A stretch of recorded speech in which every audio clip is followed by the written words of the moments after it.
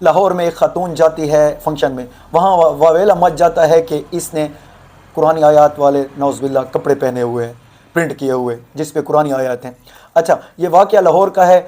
Social media پہ رات سے وہ لگی ہوئی ہے کہ ایک عورت نے گستاخی کر لی ہے، وہ ہے۔ اچھا، واقعہ کچھ میں آپ کو تفصیل سے بتاتا ہوں، اور ویڈیو کے آگے بڑھنے سے پہلے آپ میرے چینل کو لائک کر دیں، سبسکرائب کر دیں۔ اچھا، واقعہ کچھ یوں ہے کہ ایک عورت تھی، بقول اس کے، وہ ایک انسٹا بازار ہے لاہور میں، وہ وہاں گئی، انہوں نے ایک عربی پرنٹ کیا ہو، یعنی کہ عرب کا برانڈ تھا نا، کیونکہ قرآن کریم جو ہے وہ عربی زبان میں ہے۔ اچھا، جیسے ہم ایک شرٹ پہنتے ہیں اس پہ ہم اردو لکھواتے ہیں، جیسے ہماری اپنی لینگویج زبان ہے۔ اچھا، انہوں نے کیا کیا کہ اس کو نا زیب تن کر لیا، آ کے پارٹی میں چل، وہاں نظریں پڑ گئی لوگوں کی۔ اچھا، وہاں تحریک لبیک والے کھڑے تھے۔ اب تحریک لبیک والے جو تھے انہوں نے وہاں شور مچا دیا کہ ان سے انہوں نے گستاخی کی ہے۔ اچھا، جب ادھر پولیس پہنچ گئی، کیونکہ لوگوں نے ایک اچھا کام کیا وہاں، ورنہ وہاں ایک یہاں جڑا والا واقعہ پیش آتا جو بہت بڑا دردناک ثانیہ تھا۔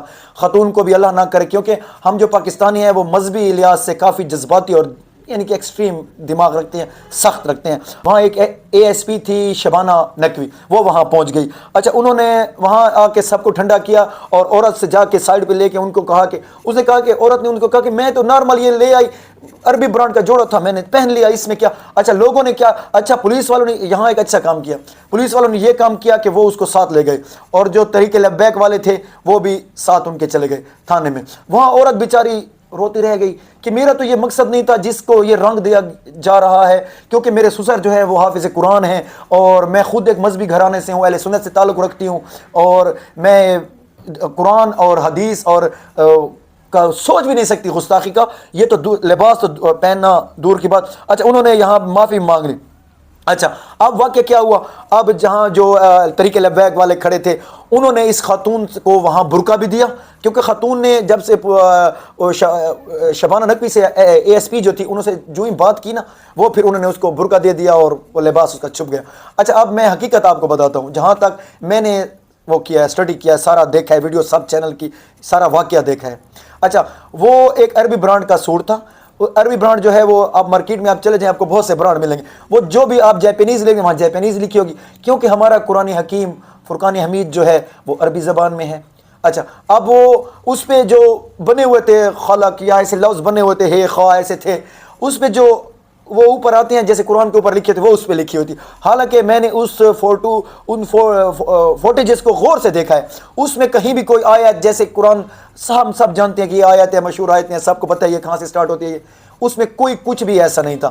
اچھا، اب لوگوں نے الحمدللہ اس دفعہ عقل کا ثبوت دیا، سب نے کھلے دماغ سے اس کی باتیں بھی سنی، تھانے میں وہ گئی، اس عورت نے بیان بھی دیا کہ میں پھر بھی معذرت چاہتی ہوں، میں پھر بھی معذرت خواہ ہوں کہ اگر میری وجہ سے کسی کی دل آزاری ہوئی ہے، کیونکہ میں نے ایک نارمل مارکیٹ سے عربی برانڈ کا جوڑا لیا ہے، اس پہ وہ لکھا ہے۔ لیکن میں لوگوں سے ریکویسٹ کرتا ہوں، کیونکہ ہم جو مسلمان ہیں نا، ہمارے لیے قرآن اور اللہ کا دین سب کچھ ہے۔ ایسی مارکیٹ میں ایسی چیزیں، دکانداروں سے یہ ریکویسٹ ہے، ایسی چیزیں مارکیٹ میں نہ لے آئیں جس سے خدشہ ہو کہ معاشرے میں انتشار پھیلے گا یا کسی کو نقصان پہنچے گا۔ اب مثال کے طور پہ اگر اللہ نہ کرے اس عورت کو کہیں کوئی نقصان ہوتا، کچھ اس کے ساتھ ناخوشگوار واقعہ ہو جاتا، کئی ہم نے سنیا کئی گستاخ تھے جن کی گستاخی شاید عدالت میں پروو ہوئی یا نہ ہوئی ہو، لوگوں نے اس کو موقع پہ سزا دے دی۔ میرا یہی سب سے درخواست ہے دکانداروں سے، مارکیٹ والوں سے، وہ انسٹا مارکیٹ جو ہے لبرٹی میں، ان سے یہ ریکویسٹ ہے کہ آپ عربی برانڈ کے جوڑے وہ لے آئے، خیر ہے، لیکن یہ جس پہ اس عربی لکھی ہو نا، کیونکہ قرآن حکیم جو ہے نا وہ عربی میں ہے۔ اب اس سے کیا ہوتا ہے، لوگ پہنتے ہیں، وہ ہم یہ تو شعور نہیں ہے لوگوں میں کہ اس میں کیا لکھا ہوا ہے، اس کے کیا معنی ہے، وہ کہتے ہیں قرآن لکھا ہوا ہے جیسے قرآن کے حرف ہوتے ہیں۔ میں پھر بھی یہ درخواست کرتا ہوں آپ لوگوں سے کہ آپ بھی تحمل کا مظاہرہ کیا کریں جب تک حقیقت واضح۔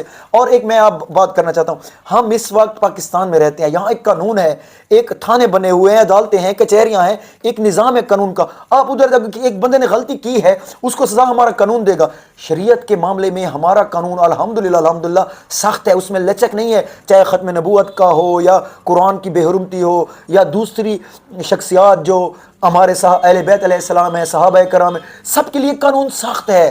سب اب موقع پہ کوئی بھی فیصلہ نہ کرے۔ اب دیکھیں اس کی عورت وہ رو بھی رہی تھی، جہاں تک مجھے پتا چلا ہے کہ عورت وہ بے گناہ ہے، وہ کہتی ہے میری نیت بھی نہیں تھی، اس نے کلمہ بھرا ہے، اس نے معذرت بھی کی ہے۔